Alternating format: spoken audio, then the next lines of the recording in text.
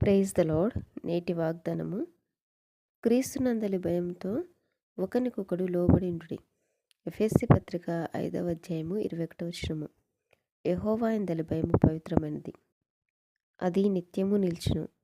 అపోస్తుడైన పౌలు ఈ విధంగా అంటున్నాడు, కక్ష చేతనైనను వృధాతిశయం చేతనైనను ఏమీ చేయక వినయమైన మనసు గలవారై ఒకనినొకడు తనకంటే యోగ్యుడని ఎంచుచు, మీలో ప్రతివాడును తన సొంత కార్యములను కాక ఇతరుల కార్యములను కూడా చూడవలెను.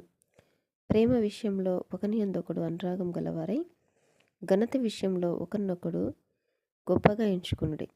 ఎవడైనను తనకు హాని చేస్తున్న ఒకడు అనుకున్నడలా ఒకరినొకడు సహించుచు ఒకరినొకడు క్షమించుడి. ప్రభు మిమ్మును క్షమించినలాగున మీరును క్షమించుడి. క్రీస్తు అనుగ్రహించు సమాధానము మీ హృదయములలో ఏలుచుండనీయుడి. ఇందుకొరకే మీరొక శరీరంగా ఉండుటకు పిలువబడితిరి మరియు కృతజ్ఞులై ఉండుడి. పరిపూర్ణతకు అనుబంధమైన ప్రేమను ధరించుకునుడి. ఆమేన్.